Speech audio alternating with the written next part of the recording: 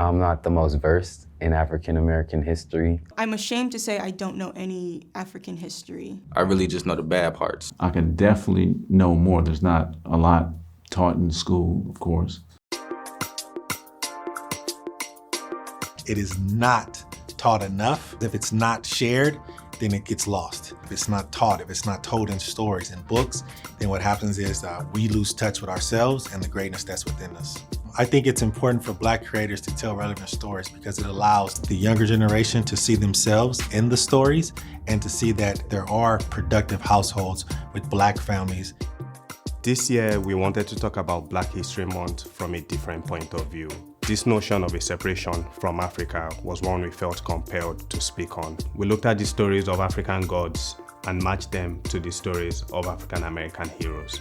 We looked at Muhammad Ali and Ogun, who is the god of war, and by putting Muhammad Ali in the drabs and colors of Ogun, we were able to create one uniform deity and pay homage to both of them.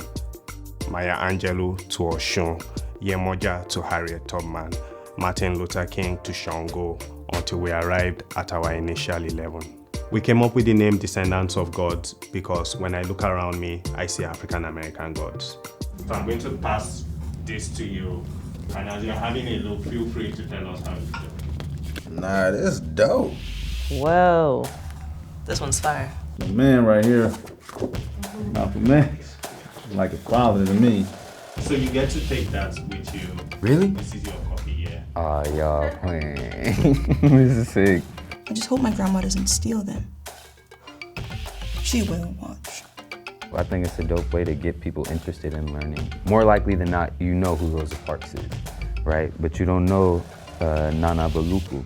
We're in the age of information. It's at the click of a button. You're like, who's that?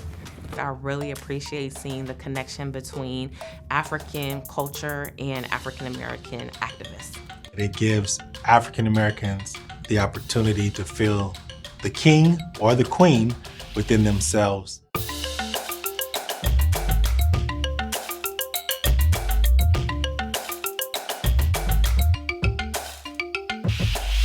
Oh, this is sick.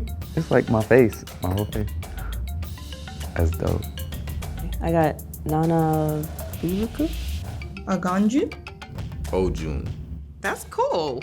It make me want to Google who all the masks are. I'm just like, oh, who's that? Who's that? Like, Oh, okay, who is this guy? Let me look into him.